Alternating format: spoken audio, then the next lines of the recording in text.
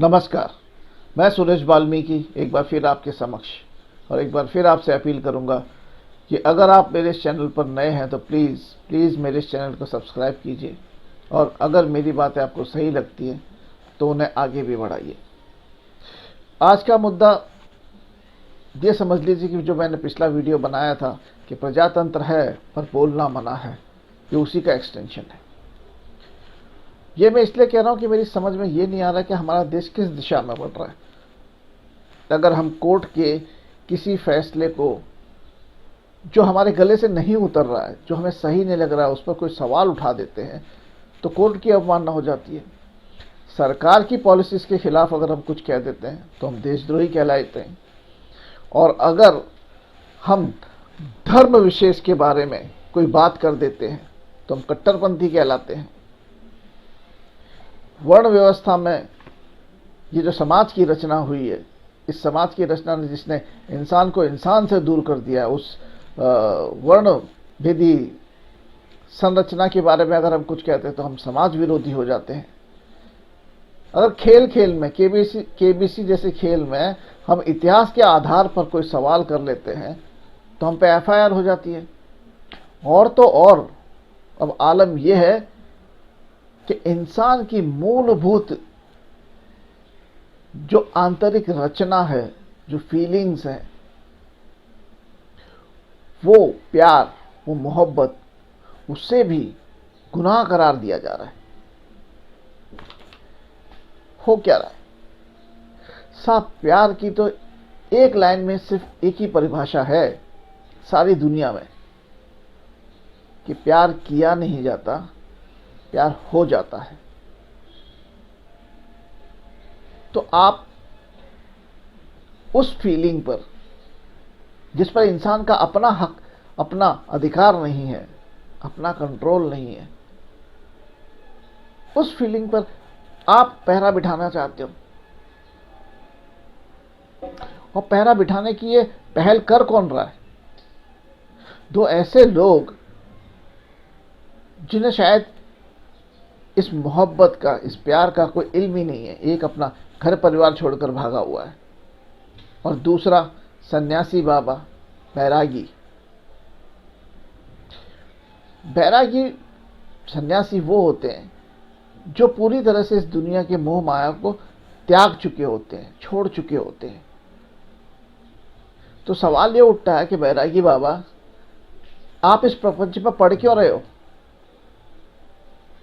बैरागी हो गए हो, सन्यास आपने ले लिया है, तो आप जाकर अपना वो काम कीजिए ना। दूसरी बात यह है कि क्या आपकी इस तानाशाही से आपके राज्य में अब लोग प्यार नहीं करते हैं? आप संदेश क्या देना चाहते हो? संदेश ये देना चाहते हो आप दुनिया को कि आपके राज्य में प्यार के लिए कोई जगह नहीं है। वहां पर सिर्फ क्राइम फल फूल सकता है, बलात्कार और बलात्कारी फल फूल सकते हैं। आंकड़े देख लो, आपको वो दिखाई नहीं देते। उन पर सख्त कानून बनाने की आपकी कवायद कहीं दिखाई नहीं देती। आपको सिर्फ प्यार, मोहब्बत, इस पर ऐतराज है। मैं और मेरे जैसे लोग जिनका ये मानना है कि प्यार वो अनुभूति है जो इंसान को इंसानियत सिखाती है। इस दुनिया को बहुत ही नीरस और बहुत ही मतलबी दुनिया है ये। सिर्फ मोहब्बत, प्यार ही है जो इसे जीने लायक बनाता है। मेरा ये मानना है कि दुनिया में अमन प्यार से ही कायम रहता है। ये सृष्टि का निर्माण भी प्यार से ही होता है। ये सृष्टि चलती भी प्यार से ही है। द्वेष और बैराग से अंत निश्चित होता है और प्यार से आरंभ। पिछले एक महीने में इलाहाबाद हाई कोर्ट ने इसी मुद्दे पर दो बड़े ही अहम फैसले सुनाए हैं और इसके दूरगामी परिणाम होने चाहिए।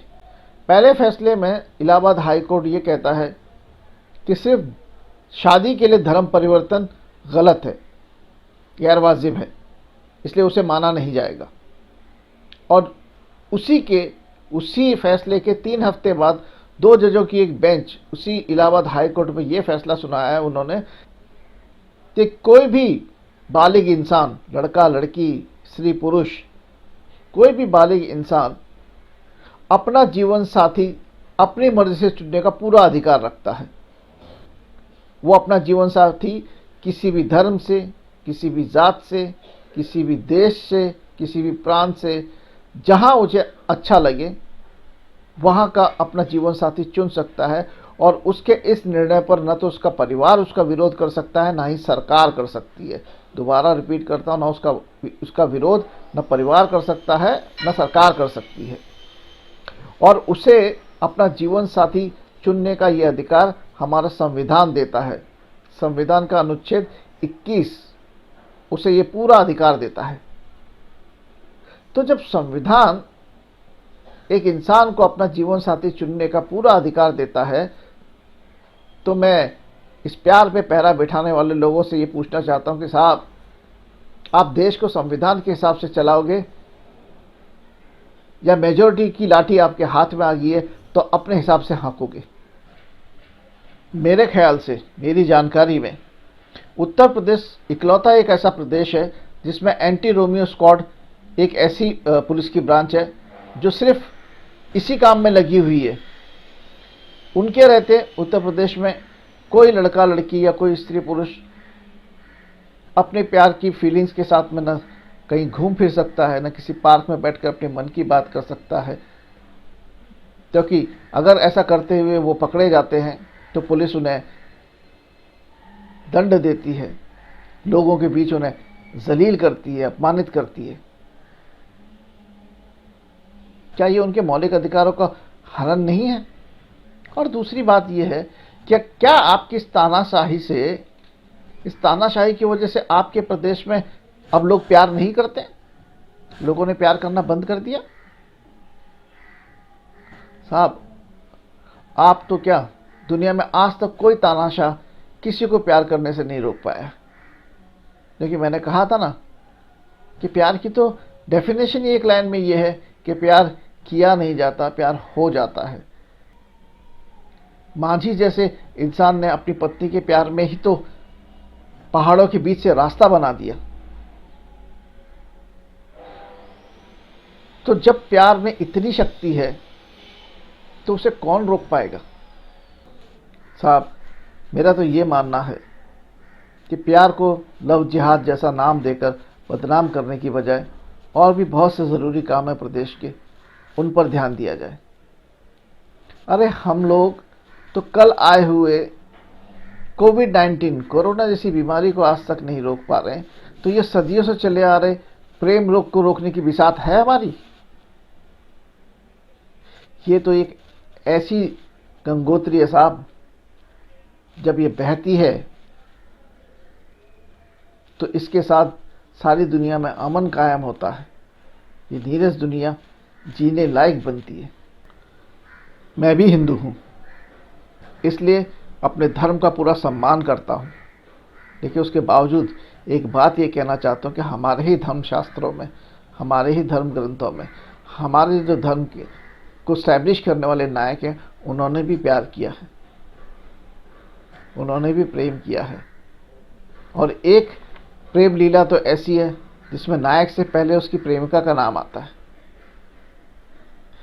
साहब, उस काल में भी, उन धर्म ग्रंथों में भी स्वयंवर हुआ करता था, यानी लड़की को भी अपना पति खुद चुनने का अधिकार हुआ करता था।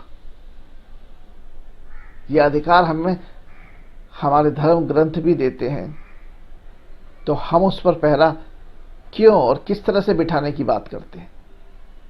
दोस्तों, अगर आपको मेरी ये बात गलत लगी हो तो बेशक आप इसे खारिज कर दीजिएगा, लेकिन अगर मेरी ये बात आपको सही लगती है कि लव जिहाद जैसे फालतू शब्दों का इस्तेमाल कर प्रेम पर पहरा बिठाना गलत है, तो मेरे आवाज़ के साथ आवाज़ मिलाइए। बाकी जय राधा कृष्ण, जय हिंद।